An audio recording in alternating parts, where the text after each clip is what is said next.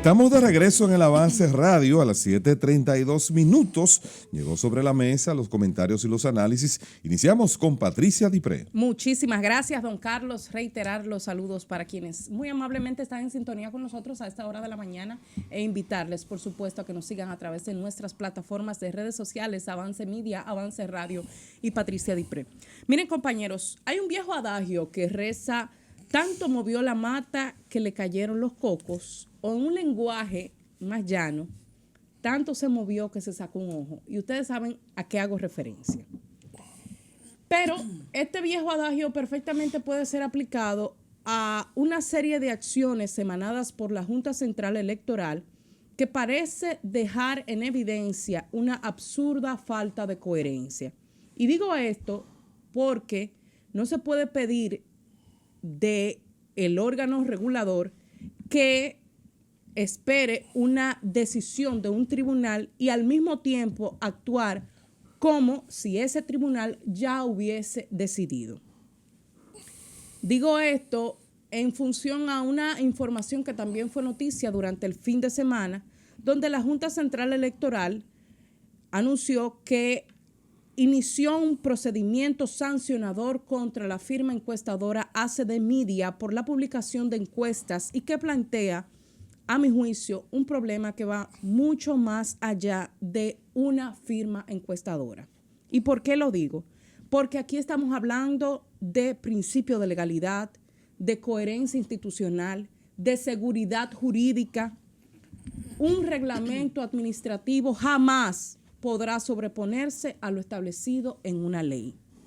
Pero peor aún, la ley 2023 sobre régimen electoral en su artículo 216 establece cuál es el límite para la publicación de encuestas, que son los 8 días anteriores a las elecciones, y en su párrafo 1 es todavía más claro ese artículo al disponer que antes de ese plazo pueden publicarse las encuestas realizadas siempre que cumplan con los estándares establecidos. La Junta Central Electoral, sin embargo, mediante un reglamento administrativo, ustedes recordarán, en el pasado mes de mayo, creó una prohibición mucho más amplia que pretende impedir la publicación de encuestas con fines electorales fuera del periodo de pre-campaña y campaña. Es decir, que el órgano regulador está agregando con esto una restricción que no aparece por ningún lado en la legislación. Pero hay algo todavía mucho más preocupante. Fue la propia Junta Central Electoral que decidió en junio pasado esperar una decisión del Tribunal Superior Electoral, que ustedes recordarán que posteriormente se declaró incompetente para conocer estas acciones, y se dio este conocimiento de reglamentación y la pertinencia de su legalidad al Tribunal Constitucional. Cuando recibió los recursos de reconsideración contra el reglamento, el Pleno decidió sobreseerlos entonces hasta que ese Tribunal Superior Electoral tomara su decisión. Entonces, ¿cómo se explica, señores Junta Central Electoral, que mientras se le dice al país que hay que esperar el fallo de un tribunal, en este caso ya esperar que el Tribunal Constitucional finalmente tenga una decisión al respecto, la Junta Central proceda a sancionar aplicando la norma cuya legalidad precisamente está bajo escrutinio judicial? Una institución electoral no puede actuar dependiendo de cuándo le conviene considerar provisional una controversia jurídica, porque ese no es el mensaje correcto que se debe de enviar. Esto plantea un debate supremamente interesante, y es si en República Dominicana una autoridad administrativa puede restringir mediante reglamento aquello que la ley permite y posteriormente sancionar a quien ejerce ese derecho mientras un tribunal todavía decide si esta restricción es válida. Sobre eso se pudiera incluso marcar un precedente que debería de preocuparnos a todos. Bueno, gracias Patricia. Indiscutiblemente que luce sospechosa la persecución que está iniciando la Junta Central Electoral sin tener los fundamentos legales, como ya lo han apuntado, inclusive Finju se ha referido al tema. Esta acción, Participación Ciudadana también se ha referido a este tema sobre la empresa ACE de Media. Esto al final le va a hacer más daño a la imagen de la Junta Central Electoral que el resultado que pueda lograr. Bueno, vamos a continuar aquí a las 7:38. Llegó el tiempo de Yulisa Reyes. Muchas gracias, don Carlos. Hablábamos hace un ratito aquí que la actividad de ayer dejó ver que el Partido Revolucionario Moderno ha enviado un claro mensaje de unidad, un claro mensaje de madurez política y un mensaje de aprendizaje de los errores que ya se cometieron en el pasado. El PRM ha tomado el espejo blanco y ha tomado el espejo morado como ejemplo, y esta actividad de ayer indudablemente que es un sinónimo de que el Partido Revolucionario Moderno está pisando tierra y está aterrizado. El liderazgo de la dupla David Yayo se puso de manifiesto con la proclamación de Gloria Reyes como secretaria de organización, y esto evidentemente que hace saber que ahora en el PRM ya no solo hay dos facciones, hay tres facciones. Ahora está la facción de David Yayo, de los Mejía y del presidente Abinader, y esto lo que hace es robustecer mucho más el partido blanco y hacerlo un partido más democratizado.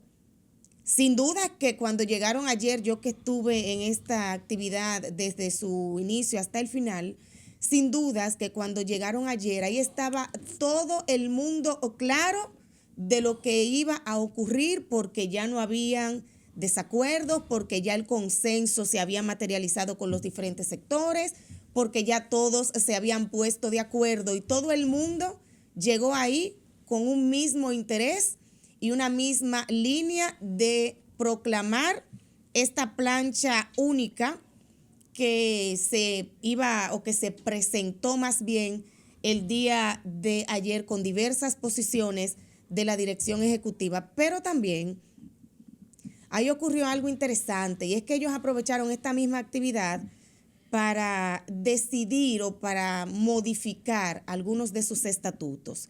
Y entre los puntos que modificaron de sus estatutos internos está la parte de que ahora estos cargos que se proclamaron ayer ya no van a ejercer su rol por 2 años, sino por 4 años. Sus estatutos anteriores establecían que estos roles se ejercerían por un periodo de 2 años, o sea, sería del 2026 al 2028. Ahora va a ser del 2026 al 2030.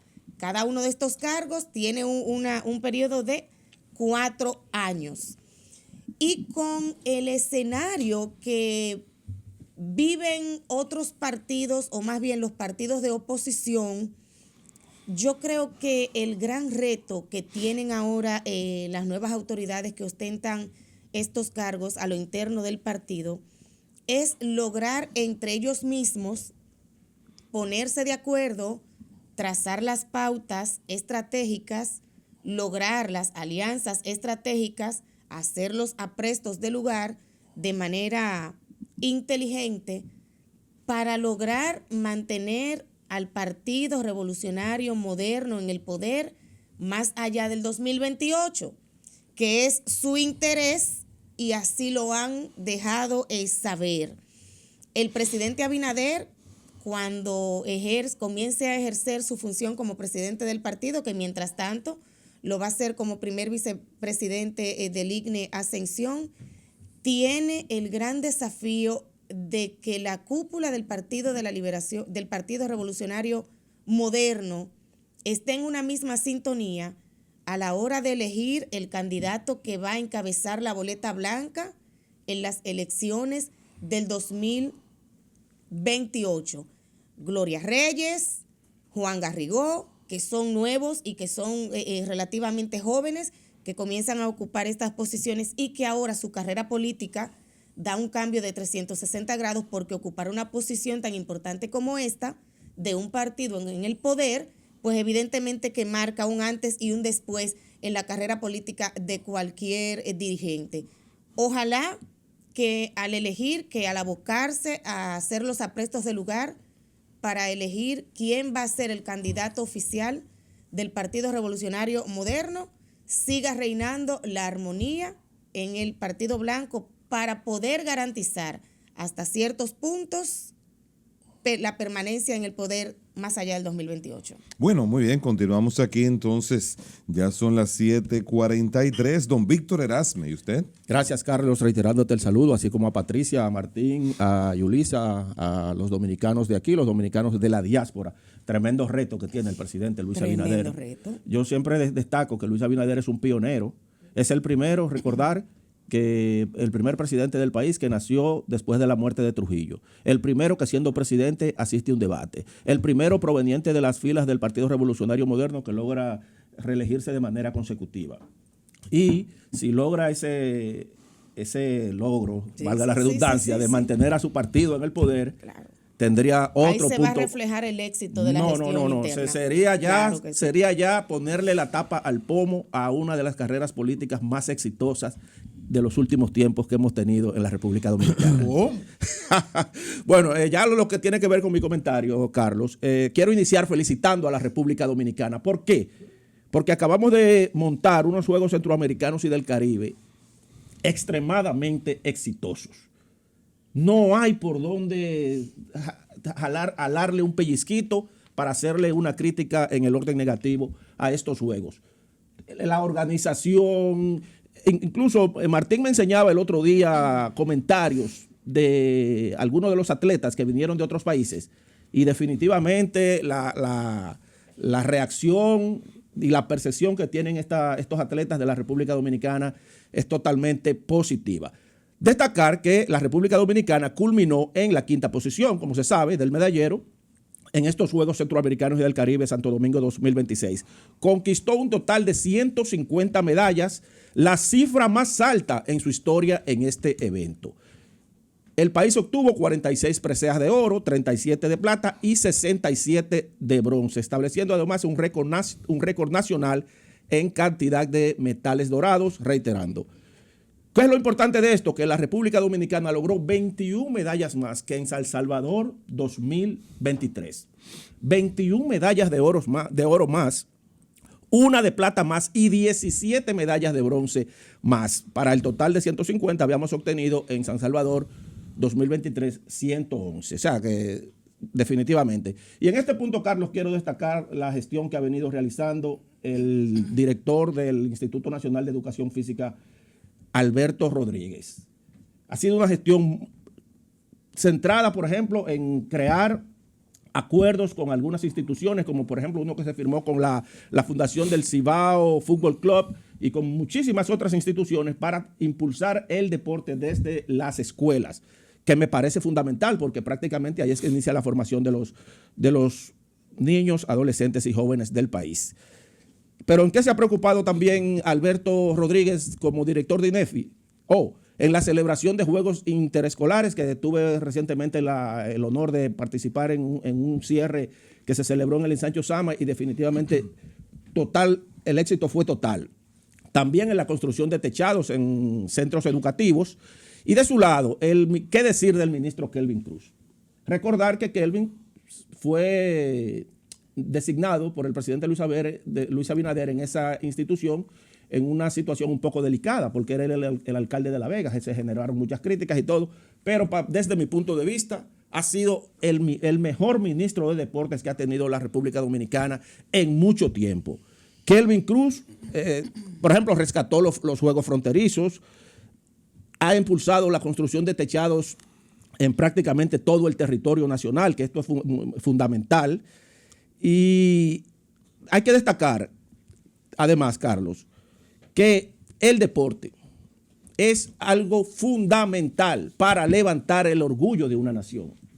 Cuando Cuando uno ve a un atleta o un equipo de República Dominicana ganar una competencia nacional e internacional, se infla el orgullo de nosotros como dominicanos. Es como, por ejemplo, cuando vemos ganar a los peloteros o al mismo Al Horford en la NBA, el orgullo nacional se eleva.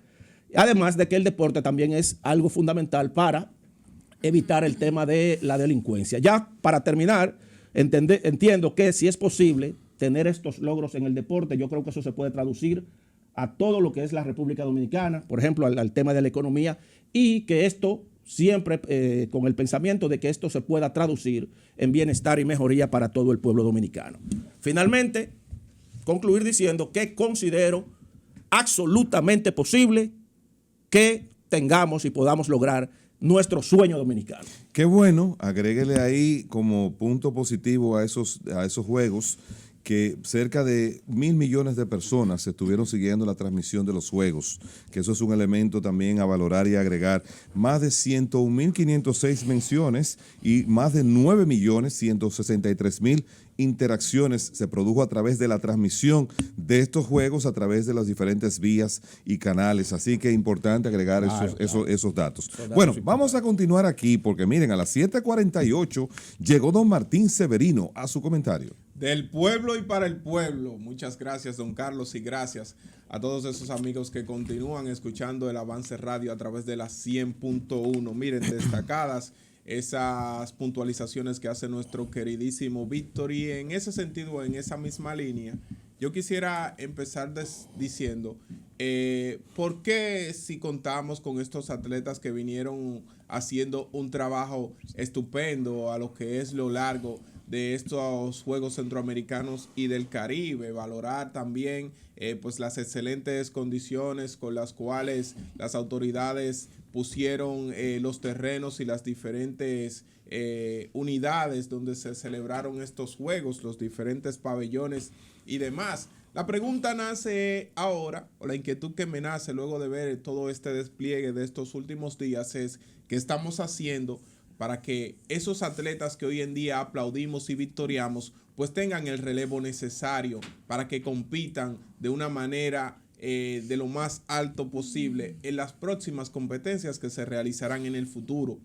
Aplaudir el rescate de los Juegos Fronterizos que realizó el Ministerio de Deportes a través de su incumbente Kelvin Cruz, pero así también venir va a valorar el trabajo que ha estado haciendo Alberto Rodríguez. Pero sin duda y por encima de todo eso, la República Dominicana necesita de un programa de identificación de talentos a temprana edad, un programa que vele y se preocupe por identificar ¿quiénes son esos niños y esos atletas, esos adolescentes que muestran capacidades y habilidades extraordinarias, ya sea para correr, ya sea para jugar baloncesto, ya sea para jugar béisbol, ya sea para jugar cualquier otra disciplina, para así darle un acompañamiento a niveles de nutrición, a niveles de formación, a niveles de lo que tiene que ver con el mismo aspecto académico y la preparación para que este joven se convierta en el futuro en una gran estrella? Es lo que hacen los países que hoy en día son potencia en materia deportiva, en especial en el atletismo.